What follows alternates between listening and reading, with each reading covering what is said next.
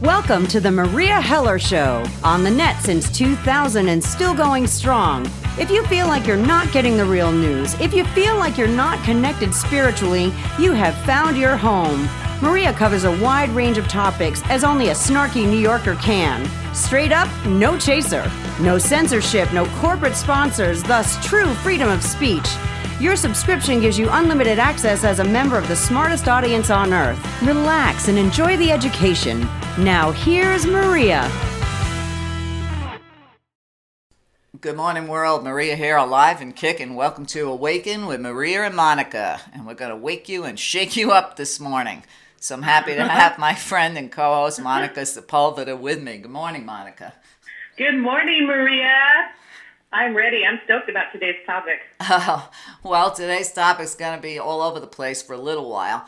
I wanted to start the show with a question I got from one of my listeners about her daughter. And it's interesting because a lot of mothers right now are really worried about their daughters, especially daughters in relationships. But this one isn't about a relationship.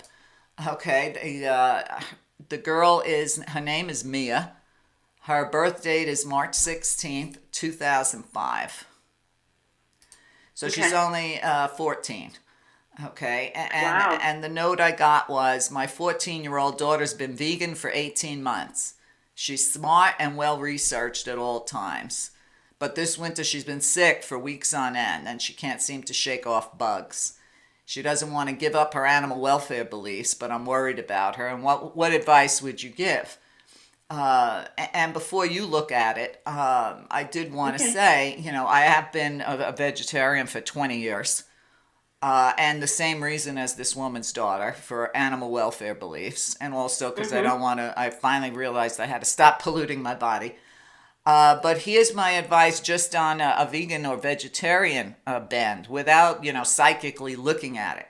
There are a lot of people that claim to be vegetarian, but their diet is not a healthy diet, okay? You could eat potato chips and call yourself a healthy vegetarian. And donuts. It's interesting because the very first vegetarian I ever met was a gal who was wearing a size 26. And I couldn't understand. I said to her, how can you be so heavy if you're a vegetarian? But then I looked at what she ate. And that was all I needed to know. Her house was, it was like walking into a candy store from Willy Wonka. And donuts, you name it, everything you can't even believe. And even when I went to dinner with her, she would actually order 2 entrees. What? Okay, yeah, I know. It was pretty scary, let alone expensive. But besides eating well, and if this young woman is smart and well-researched, the suggestion I had given her mom was take her to a nutritionist, because a lot of vegetarians or vegans are missing certain minerals or vitamins. And it's always recommended that they take B12. As a matter of fact, it's important for anybody over 50, no matter what your diet, to take B12 because your body doesn't make it anymore. I take it every day. Right. So for me, it was... I take the sublinguals, though, because I like it to melt under my tongue. It goes right into your system that way. Right. Well, they have that. They have them in drops, too. But, I didn't look at her to see why she was sick all winter. And I guess winters are pretty severe in Australia. But I wanted to know if you wanted to take a look at her first, and then I would take a look and see what I say for her, too. What you said at the very beginning, I'm feeling that that's part of the case. First of all, her body kind of went into a shock, and it's like trying to adjust, but yet she's putting in the wrong foods. And so that's causing her body to get all confused. And I see problems with the gastrointestinal area. I see a lack of fiber, and there's a lot of acid in her stomach.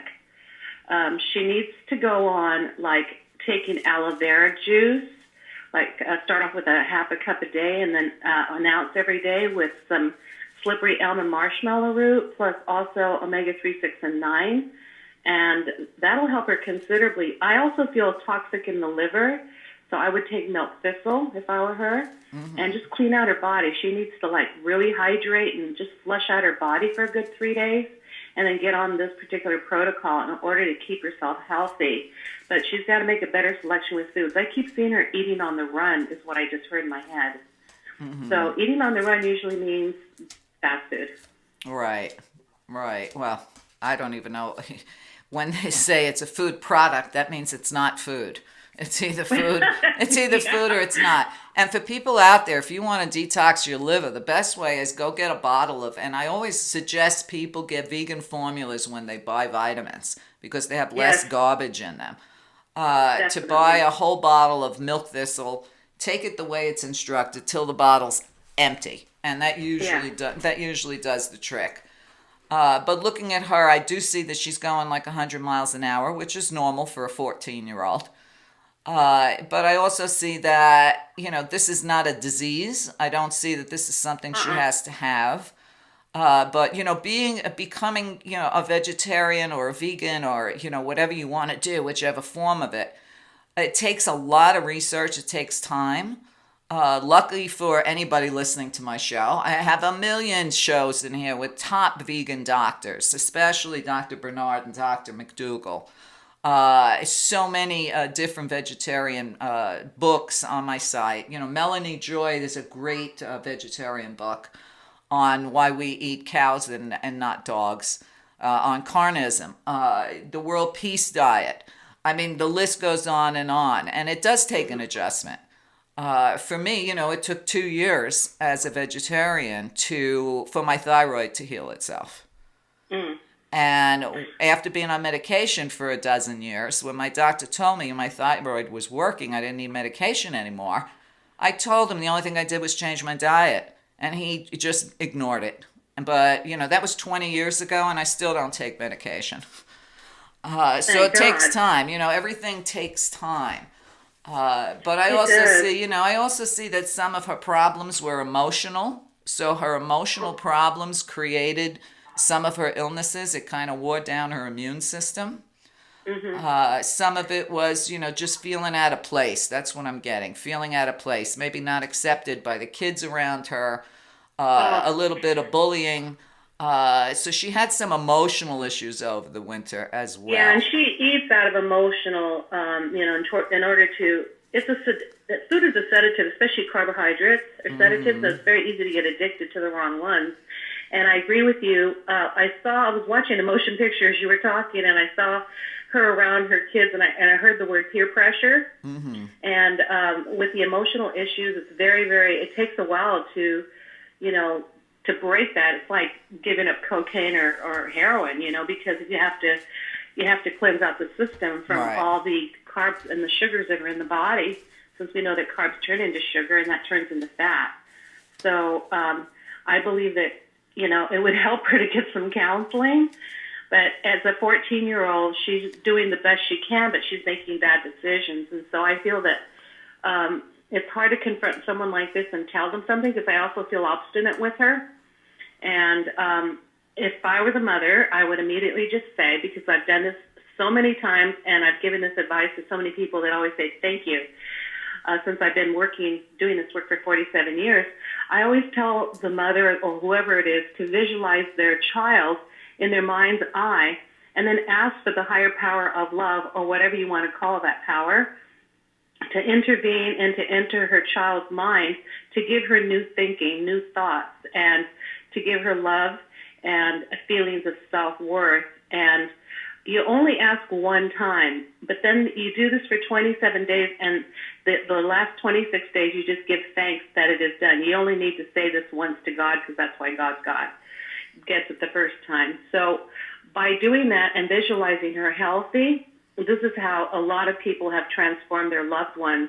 Because if you talk to them, it goes in one ear and out the other. But when you send telepathic thoughts, and visualize the face and ask for a higher power to intervene, what happens is that person will change after 1 month, because they'll think that the idea came from themselves. It goes into the subconscious, but then after 27 repetitions, it goes into the conscious mind. Well, that's good stuff. Well, the other thing is, I had a conversation this morning with a mother, and she and her daughter both have their Reiki, but, sometimes we forget to use what we have.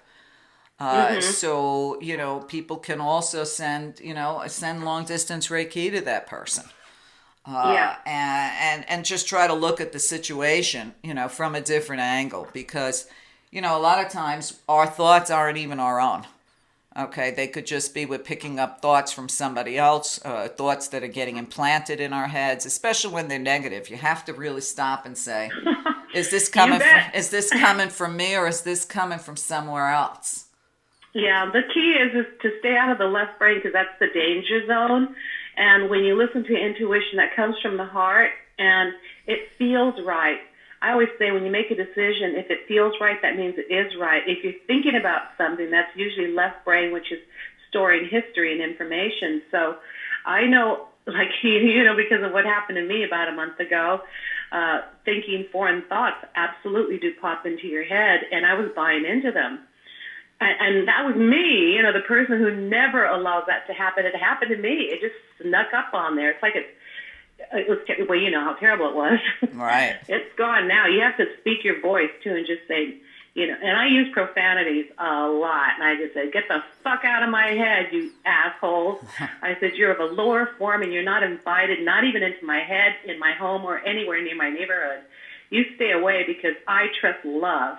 And I felt them scurrying away like three little entities, like blurs, and they left. But we have the right to choose. That's what we're here for. I just think that this 14-year-old is not really spiritual either. I think she's lacking that.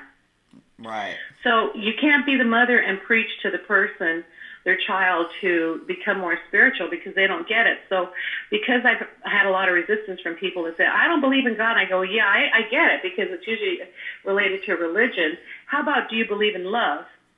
And they say, well, yeah, that's good. I go, okay, then there's a source of love that created everything. Why don't you plug into that source of love and let it guide you? And then they seem more accepting and they're more open to doing it. Right. Well, so every morning I plug my heart into the source of love and I said, thank you for filling me with your white light of pure love, which pushes away all things that are negative. And that seems to help because I'll tell you, I had an obstinate family member, a sibling, who would never accept that at all. He goes, I don't even want to hear about it. And then when I said, how about source of love? He goes, yeah, I like that. And guess what? It changed his whole life. Well, words matter. And sometimes you truly do have to speak to the other person's listening. You have to speak in their language. Yeah. I've always been able to do that. But for some others, it's a little more difficult. But, talking about difficulty, you and I come from a totally different generation than what these young people are dealing with today. And, there's nothing normal anymore, old-fashioned, about the way dating, courtships, relationships goes.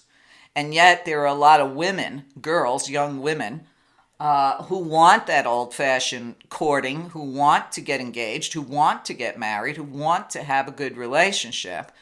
But what I'm finding is a lot of these young people today, they meet up on these different sites. Sometimes it's just to hook up.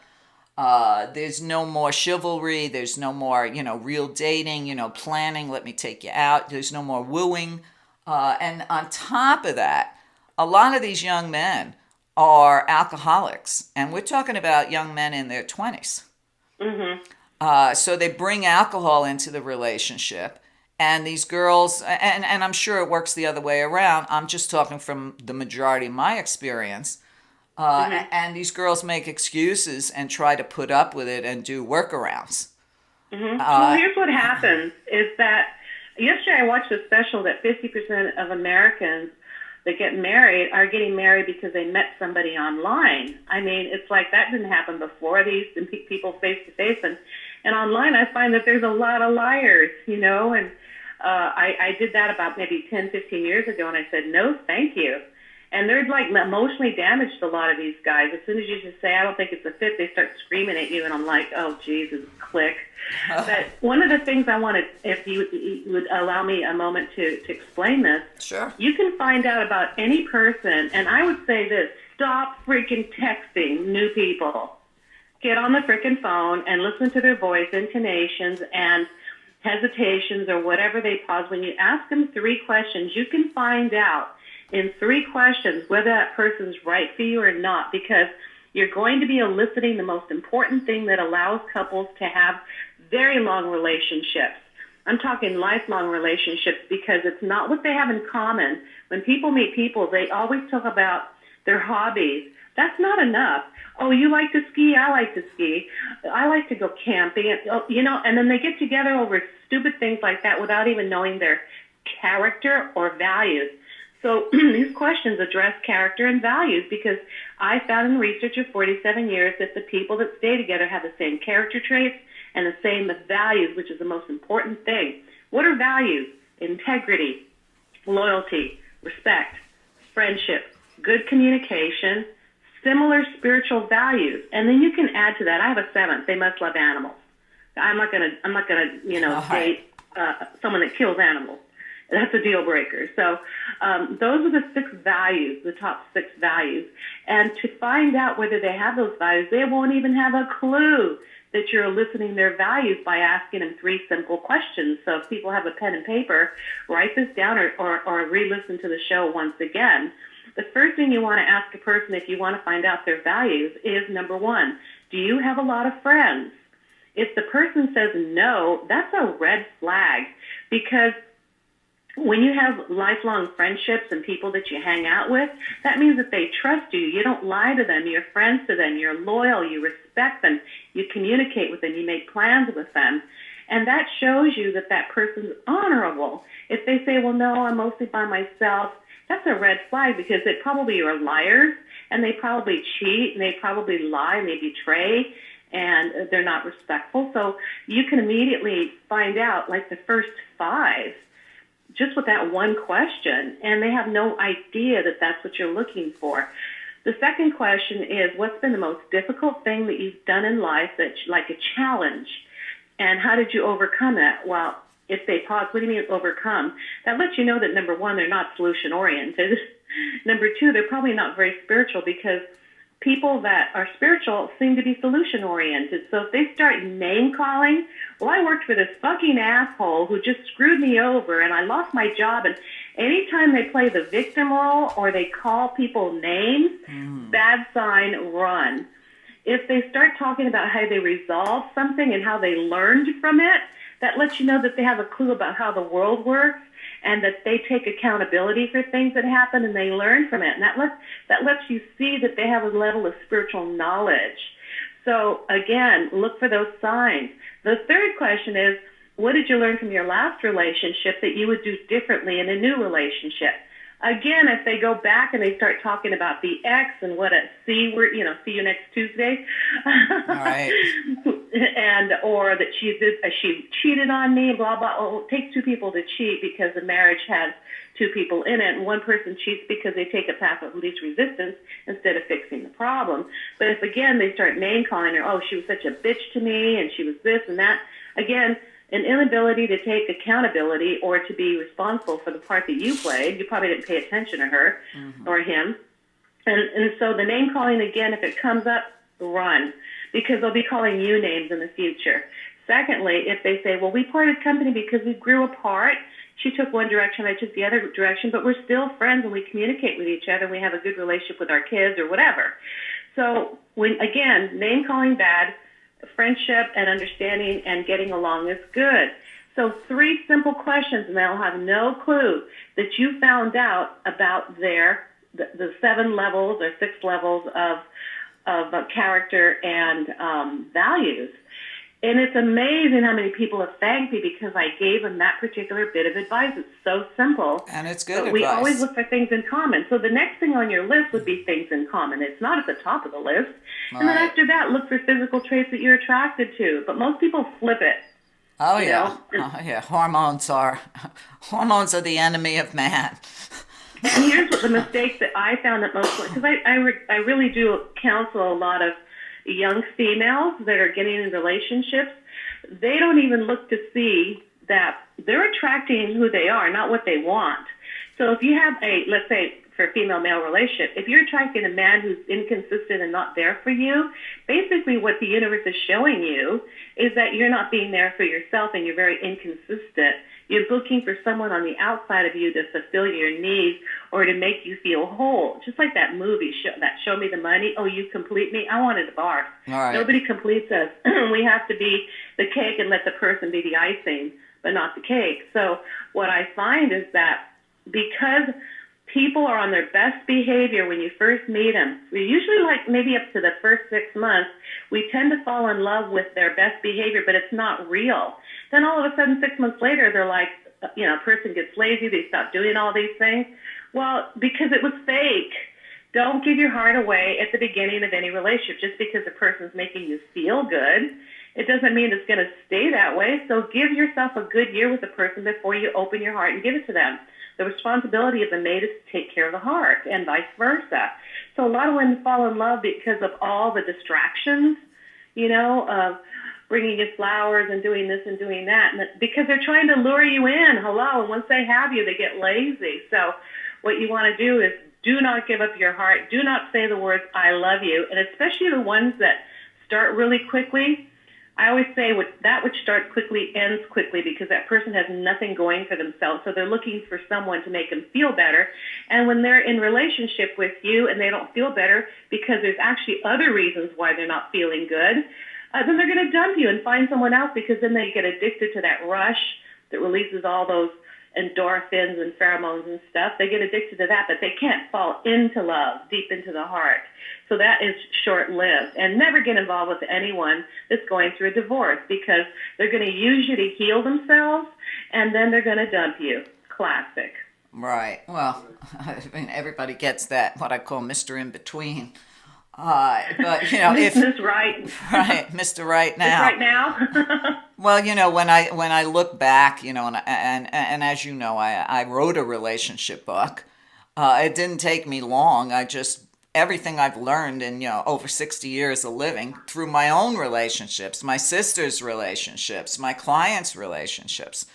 And I really put it together in Relationships Cutting to the Chase, because if everybody could read the, 60 pages, it's all it takes, they would have healthier relationships. And a lot of what you mentioned in your 3 questions is part of the 30 questions I have in my book. I often, I tell people, if you're going to fall in love, you're going to fall out of love. Love is something that builds. It's not something you fall into. That's a sexual attraction. And then you have to start loving yourself first, because we don't attract what we want. We attract who we are. So if we love ourselves and take care of ourselves and put ourselves at the top of the priority list, which most people don't, what happens is that you bring in a loving person who's going to reflect who you are. The other people that say, oh, I attracted this person who started beating on me. Well, where do you beat up on yourself? And then he charms you away, called the honeymoon period, and you accept that without changing who you are. The key is to learn from it. Nothing is lost unless we lose the lesson. So, I went through my people-pleasing phases, which is a total lose-lose situation because I was so insecure. I wanted people to like me, so I was pleasing people all the time as growing up. And my mother said, what are you doing? Tell your aunts to F off, just tell them to go to hell because you're not their slave. I used to do hair all the time, and so they wanted me to do their hair every weekend without paying me. And I used to do it like a fool.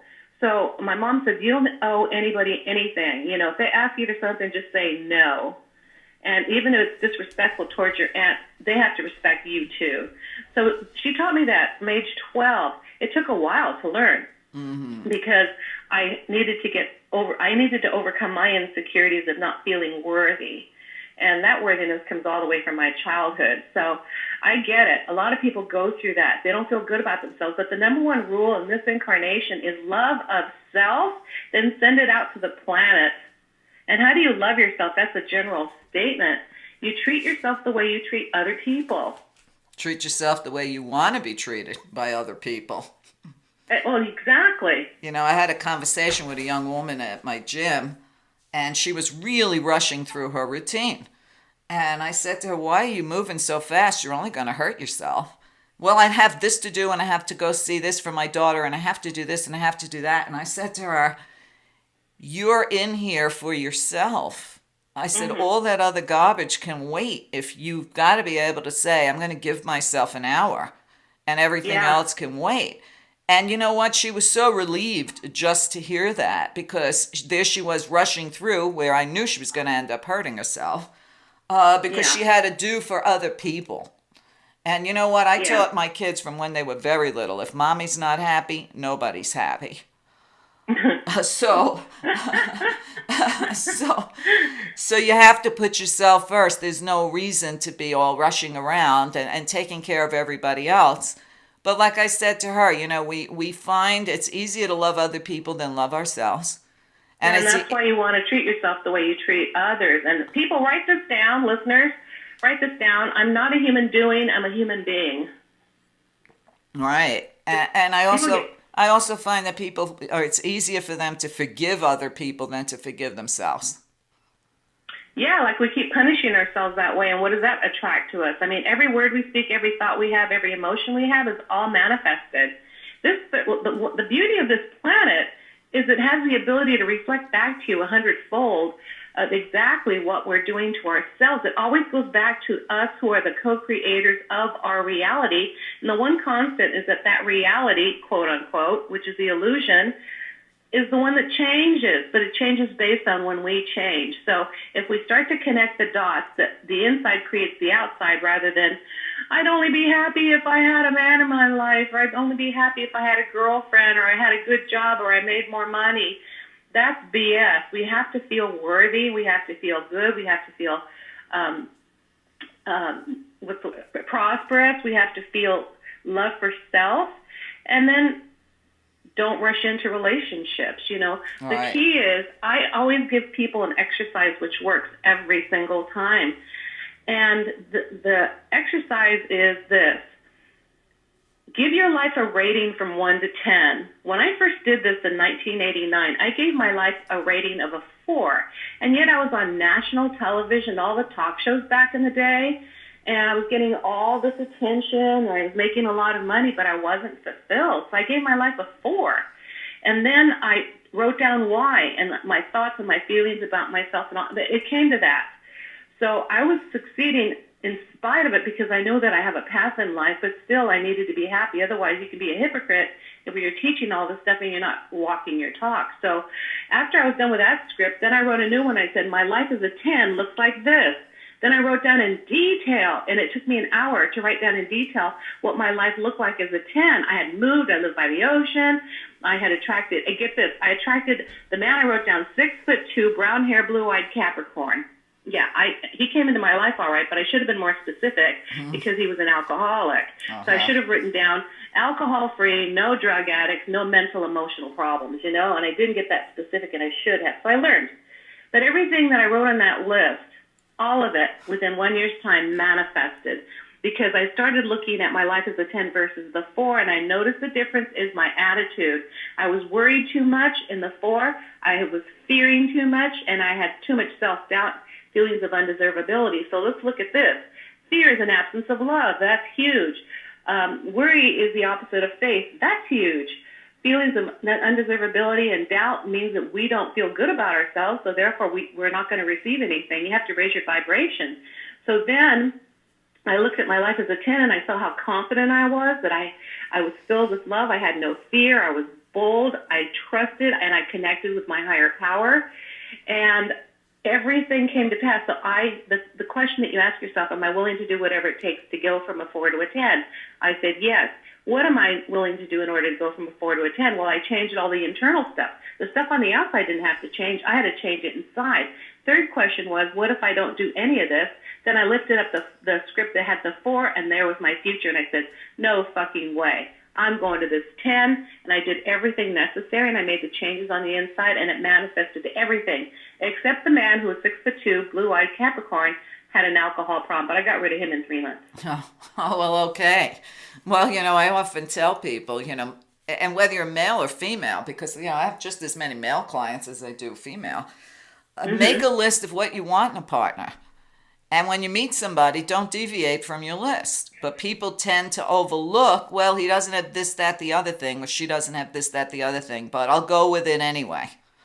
thinking somehow through some miracle you're going to be able to change someone else. Listen, you can't change or fix anyone else. That has to be done by them. So they're also reflecting a part of who you are. So if you want them to change, you change first.